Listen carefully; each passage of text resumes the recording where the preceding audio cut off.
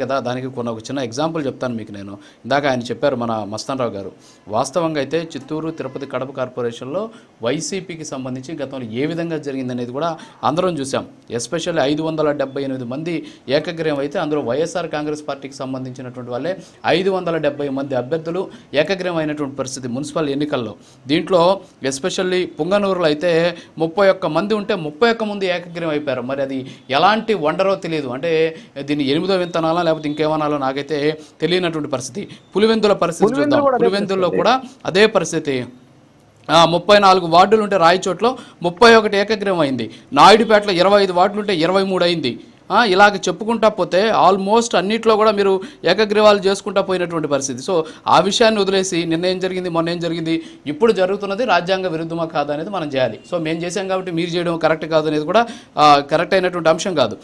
వాస్తవంగా చూస్తే ఎన్ని మున్సిపల్ కార్పొరేషన్లు మీరు మొత్తం 12 కార్పొరేషన్లు ఉంటే దాంట్లో 11 కార్పొరేషన్లు మీ సొంతమైన మీ అధికారంలో ఉన్నప్పుడు 75 మున్సిపాలిటీలు ఉంటే దాదాపు 73 మున్సిపాలిటీలు మీరు గెలుచుకున్నటువంటి పరిస్థితి. సో ఇదంతా కూడా ఏ విధమైనటువంటి ప్రజాస్వామ్యం ద్వారా చేసామనేది బహుశా మీకు కూడా తెలుసు.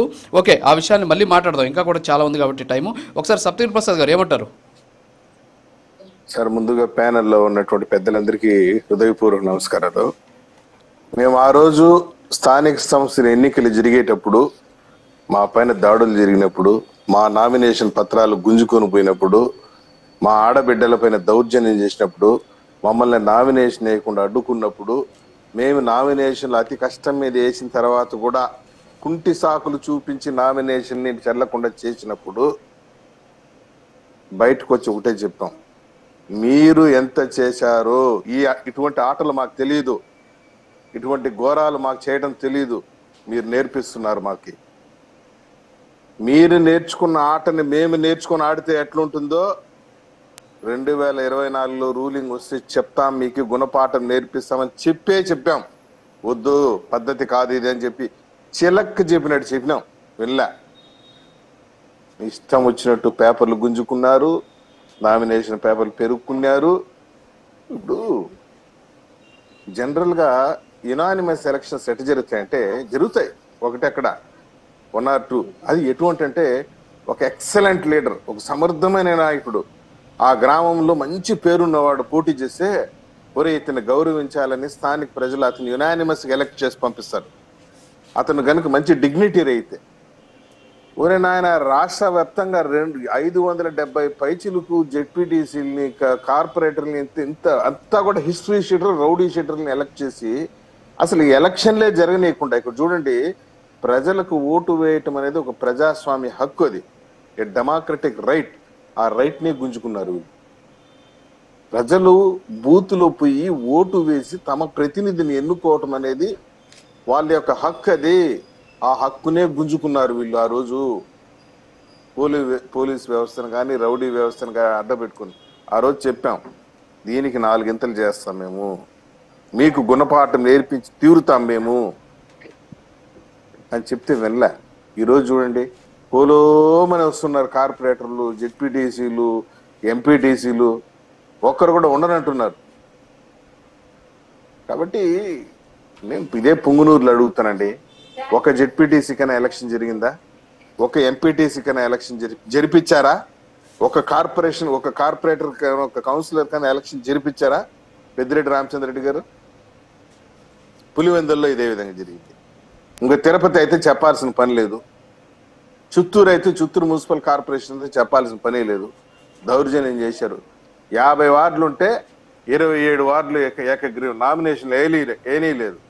వేసేదానికి వస్తే వాళ్ళ పైన దాడులు చేశారు, వాళ్ళ ఇండ్లలో బెదిరించారు, వాళ్ళ భార్యను బెదిరించారు. ఎట్లా చేశారు తెలుసా ఎలక్షన్స్? ఎవడైనా నామినేషన్ వేస్తే వాళ్ళ ఇంటికి కరెక్ట్ కట్ చేయటం, వాళ్ళ ఇంట్లో గంజాయి పెట్టడం, వాళ్ళ పైన తప్పుడు కేసులు పెట్టడం, వారి నేలని ఆన్లైన్లో నుంచి తీసేయటం, ఇన్ని రకాలుగా బెదిరించి చేసిన గెలుపు కూడా ఒక గెలుపైనా. నేను ఈ సందర్భంగా ఈ ప్రైమ్ లైన్ చర్చ ద్వారా ఒకటి ఓపెన్గా చెప్తున్నా, సార్, ఎవడైతే ధైర్యంగా ఎన్నికల్లో నిలబడి ప్రజల ఓట్లతో గెలిచి పోయి ఆ జెడ్పీటీసీ కుర్చీలోను ఆ ఎంపీపీ కుర్చీలోను కూర్చుంటే ఆడు మగాడంట. నేను ఎస్,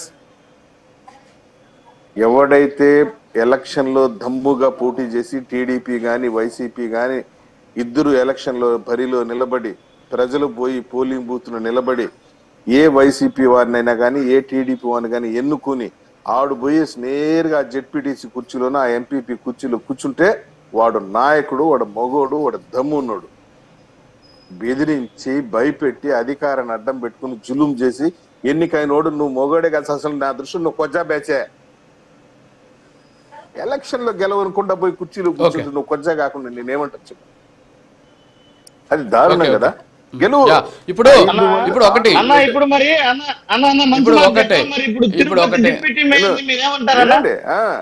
ప్రస్తుత తిరుపతి డిప్యూటీ మేయర్ అయితే మీరేమంటారు? తిరుపతిలో ఆ రోజు ఎలక్షన్ జరిగితే కదబ్బా, ఎలక్షన్ ఆడ జరిగిందే.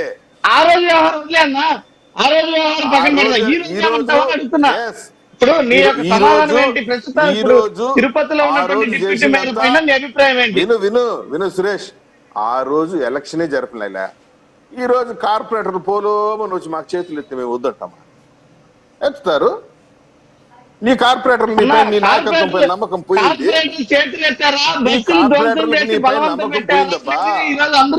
నీకు అర్థం కాలేదా? నీకు పాయింట్ అర్థం కాలేదు. నేను చెప్పిన పాయింట్ నీ కార్పొరేటర్ నీ పైన నమ్మకం లేదు. నువ్వు అంగీకరిస్తున్నావా? ప్రజాస్వామ్యబద్ధంగా చెప్పే చేస్తున్నాం, చెప్పకుండా ఏం చేయటం లేదు, చెప్పే చేస్తాం. కడప పైన కూడా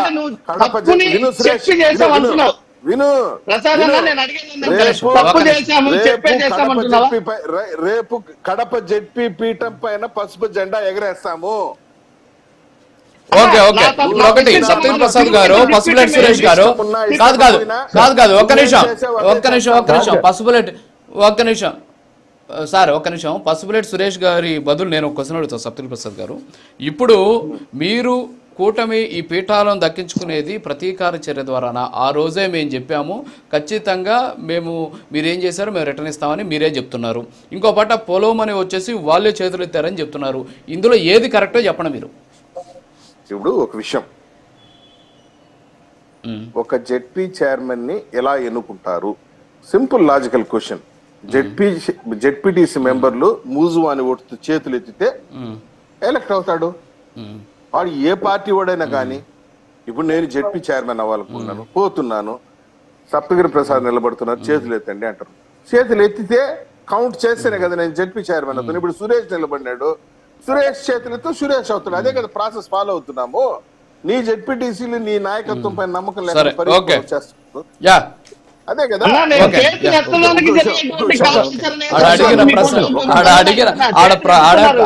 ప్రాసెస్ అడగలేదు, ఆడ ప్రాసెస్ కాదు, ఒక్క నిమిషం ఆడ ప్రాసెస్ కాదు అడిగింది.